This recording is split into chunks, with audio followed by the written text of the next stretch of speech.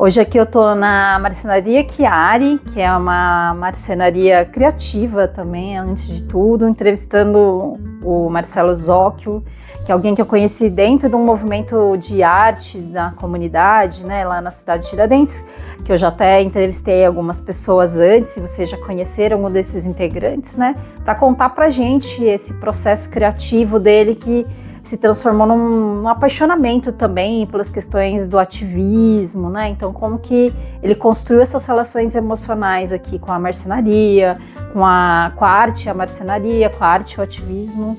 Tudo bom, Marcelo? Beleza. Tudo jóia? Tudo certo. Conta um pouco para as pessoas, né? A tua formação, você vinha contando que você veio de outra área, né? De formação e depois de execução de trabalhos, e depois foi mudando isso, né? Conte um pouco como mudou bastante. Eu, assim, sou formado em engenharia civil e meio que terminei a faculdade, mas bem a contragosto, assim. No final eu já estava querendo fazer outras coisas, mas também não sabia muito o quê. Então eu estava experimentando muita coisa, né? Trabalhei até com o mercado financeiro. Poxa! Nossa, foi um fracasso. Foi um grande fracasso.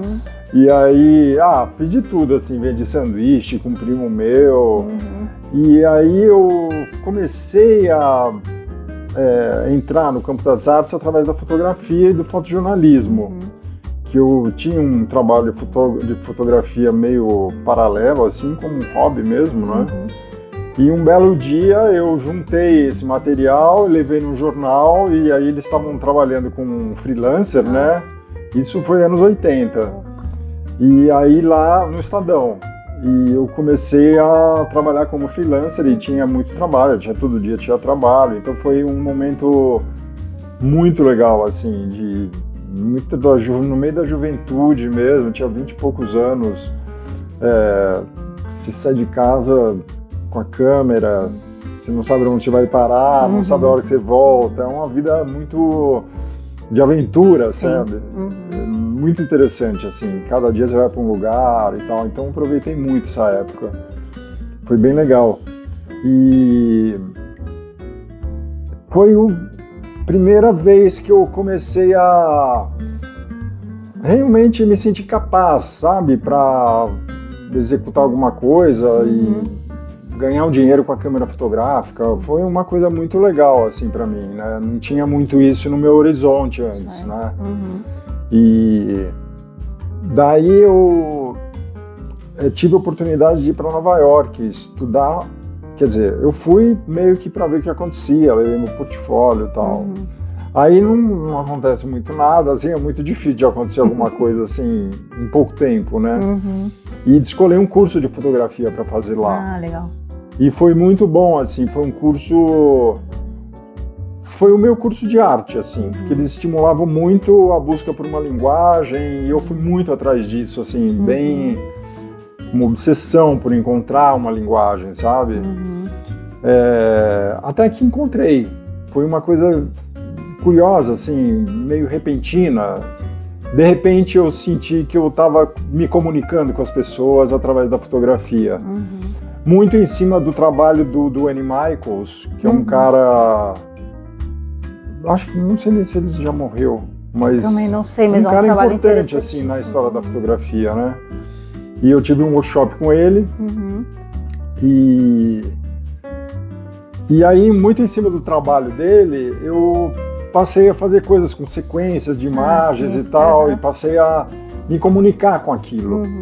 Então foi uma porta que se abriu ali para eu falei, eu posso fazer isso, sabe? Fazer umas sequências quase literais de imagens assim, mas começou a desenvolver uma linguagem assim, né? E eu comecei a ficar seguro disso, dessa linguagem, né? Aí, bom, fiquei lá 2 anos e meio, trabalhei como assistente de fotografia. Também fiz um trabalho um pouco mais comercial para voltar e ter onde me inserir assim no mercado, né? Voltei,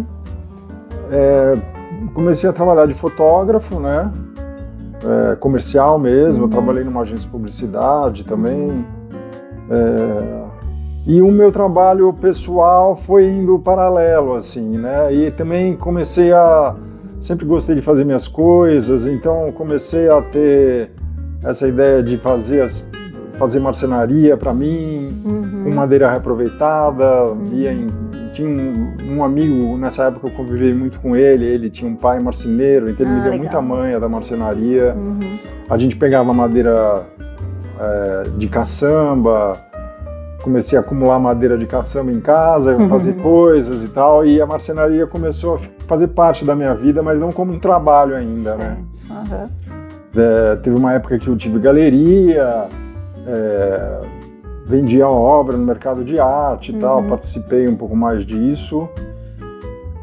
A fotografia começou a ficar mais rara, assim, de trabalho, porque entrou digital, entrou muita gente no mercado, então eu comecei a me virar mais para esse campo da arte, né? E o campo da arte começou a se virar para tratar do processo da marcenaria, né? Porque o processo da marcenaria é assim, encontro uma caçamba com madeira boa, né? Tem muita caçamba com madeira boa, hoje um pouco mais raro, mas na época tinha bastante, assim, sabe? Hoje em dia é muita doação que eu recebo. E outra, eu uso o material de uma forma muito econômica, faz parte do trabalho isso, é um conceito do trabalho, né? Eu falo que tem um lema no trabalho que é somente o necessário. Então toda hora estou me fazendo essa pergunta: essa peça para esse móvel é realmente necessária para ele funcionar? E a estética vem a partir daí também, sabe? Tem uma coisa enxuta. Sim, do meio minimalista. Assim. Tem uma coisa mínima assim nas peças. Então eu vou muito por esse guia assim, do somente o necessário, me ajuda bastante, né? O trabalho de arte começou a falar da marcenaria, desse processo de transformação do material, né? Do encontrar uma madeira sem uso, né? Tratada como lixo, pegar aquilo ali e transformar num objeto útil, né? Aí tem várias séries que eu fiz que trata desse processo. E fiz bastante trabalho, assim. Até hoje eu tenho alguns projetos de arte que eu posso fazer, mas precisa ter alguém para me bancar para eu fazer, assim, sabe? Precisa ter algum estímulo para eu fazer, né? E eu não estou muito mais interessado em fazer objeto de arte. Até posso fazer, surge uma ideia, tá ali na mão, eu faço, né? Mas não é uma coisa que me move, assim, porque antes tinha uma busca por uma ideia, uma busca por por um processo para desenvolver aquilo, e hoje em dia não tem mais, porque eu acho que primeiro que eu acho que o mercado de arte é muito difícil, assim, não basta você fazer o trabalho, você tem que saber se vender, então não consigo muito, para mim é difícil essa parte, né, do trabalho de arte, que é também um trabalho do artista, né? Tá ali, conversa com fulaninho, conhece, liga e tal, faz esse trabalho social, né? E eu não tinha muita afinidade para fazer essas coisas e comecei a Aí é que tá, teve um momento que a marcenaria ficou o meu lado A, era o lado B, aí virou o lado A. Porque eu falei, eu vou me dedicar à marcenaria, porque é um processo criativo também, tem demanda, sabe? E eu gosto de fazer a comunicação dela, sabe? No Instagram. Tenho esse gosto, assim, eu fotografo as peças, então tem esse know-how, tem equipamento para fotografar. Tem uma parte criativa aí também. E mesmo essa transformação do material, eu adoro fazer isso, sabe? Ter como se eu tivesse uma empresa de reciclagem, sabe? Que eu acho muito interessante, né? Sim. E então a marcenaria virou o meu dia a dia mesmo, sabe? E também eu acho que fazer objeto de arte passou a ter muito mais sentido para mim, entendeu? E então daí é que vem o ativismo também, de querer fazer trabalhos na rua. Não preciso batalhar um espaço para expor. Não, tem a rua, vou fazer na rua, sabe? E eu acho que a arte, para mim, eu não sei, para mim o ativismo ficou mais importante do que a arte. Certo. Porque eu acho que o buraco é mais embaixo, sabe? Assim, eu falar com o meu trabalho sobre tridimensionalidade da fotografia é muito específico. Sim. Não, eu quero falar de uma coisa mais efetiva. As coisas estão muito difíceis, sabe? O mundo está muito revirado, muito complicado, muito difícil para muita gente, né? E eu me considero um privilegiado e por isso eu me sinto meio com a obrigação de fazer alguma coisa, sabe? Eu tenho muito mais recurso do que a maioria das pessoas para fazer, sabe? Recurso material, recurso psíquico, né? Então, me sinto meio na obrigação, sabe? Não me sinto falando, é isso que eu quero deixar, né? Que eu solte ali, é uma micropolítica, né? Então é uma coisa assim, muito pequena, mas uma chaminha ali que eu coloque já tá valendo, sabe? Eu penso muito assim, se todo mundo fizesse o que pode fazer, a gente mudava o mundo, né? Então eu, por menor que seja, eu faço essa partezinha aí e me estimulo com isso, assim, sabe? E como que ela nasceu? Da marcenaria? O teu ativismo? Esse encontro com... Não, o ativismo nasceu de uma necessidade de fazer algo mais efetivo do que o meu trabalho de arte, de objeto de arte que vai para a galeria e vende e tal, entendeu? Apesar de que ali também sempre tem alguma intenção política, né? Também tinha, mas eu senti uma necessidade de fazer uma intervenção mais efetiva, mais literal, sei lá, sabe?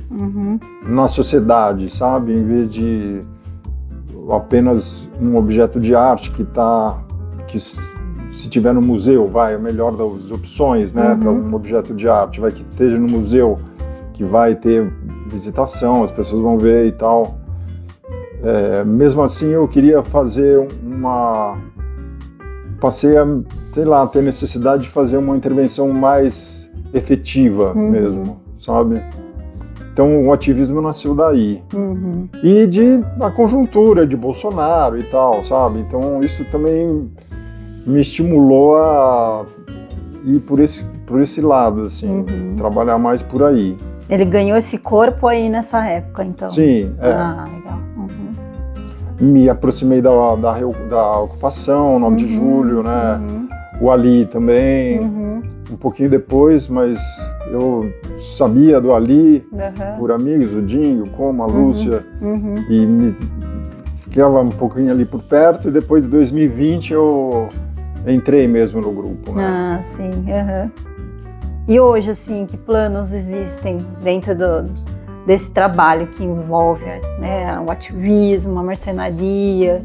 O que você vê dentro do teu caminho de produção? É engraçado essa pergunta, porque eu não tenho muito uma visão do que eu vou fazer, onde eu vou estar daqui 5 anos, né? Quando você é mais jovem, acho que você pensa mais nesse sentido, né? E hoje em dia é uma coisa de hoje, sabe?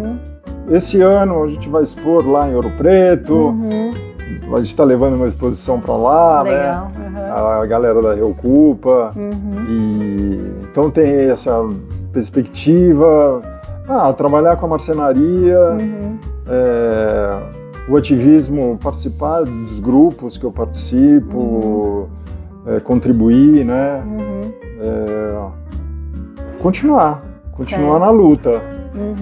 É meio isso. Sim, você estava falando do coletivo, né? Como foi importante, tanto o processo criativo como pessoal, né? O que você tem visto como um aprendizado dentro desses trabalhos coletivos que você tem feito, né? Então, o Ali Leste, ele tem sido muito uma escola para mim sobre isso, né? Sobre trabalhar em coletivo, porque eu acho que também eu me coloquei assim, esse desafio, né, de trabalhar num coletivo, porque eu acho que o mundo está pedindo isso, né? Deixar de lado o individualismo e ir para o coletivo, sabe? E então a gente tem que aprender a trabalhar em coletivo, né? Todo mundo, né? Porque não é uma coisa nova. Pelo menos para mim, para, sei lá, a galera do Ali lá. É uma coisa nova. Então, e é muito interessante, tem muito aprendizado, assim. E é legal que, por exemplo, essa exposição de Ouro Preto, eu tô levando um trabalho meu também, mas estou indo com o Ali. E a gente pensou em fazer, foi uma ideia que eu coloquei para eles, que é um projeto que a gente tem lá, de fazer stencil e colocar na rua, lá na cidade de Tiradentes mesmo. E aí eu pensei em levar lá para o museu umas frases, pensar em frases e fazer como se tivesse tido uma ação meio não autorizada, com papel pelo chão, em cima das vitrines que tem lá e tal, com essas frases anticoloniais. E aí eu procurei, uma galera se juntou e eu falei, putz, muito legal se a gente estiver lá nesse museu, que é o Museu da Inconfidência, que é um museu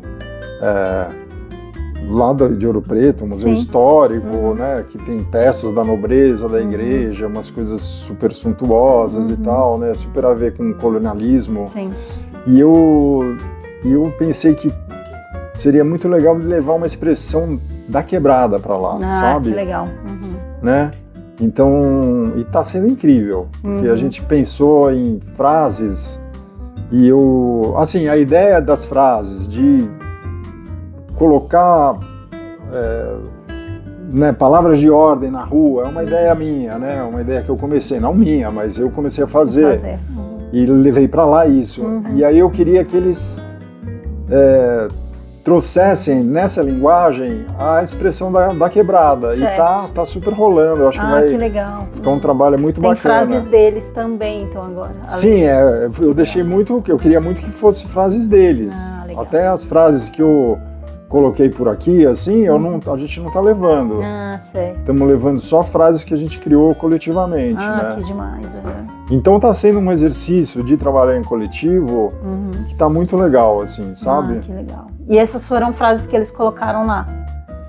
Sim, a gente selecionou 10 frases e a gente vai fazer uma impressão.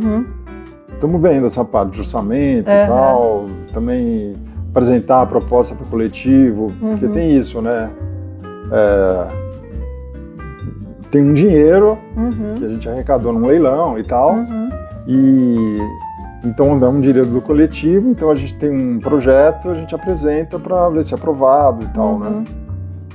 E é um trabalho, né, de trabalhar a flexibilidade, né? Bastante, sim, né? De ideias que são propostas, ideias aceitas, ideias não aceitas, né? Reconstrução de ideias, né? E é legal de eu ver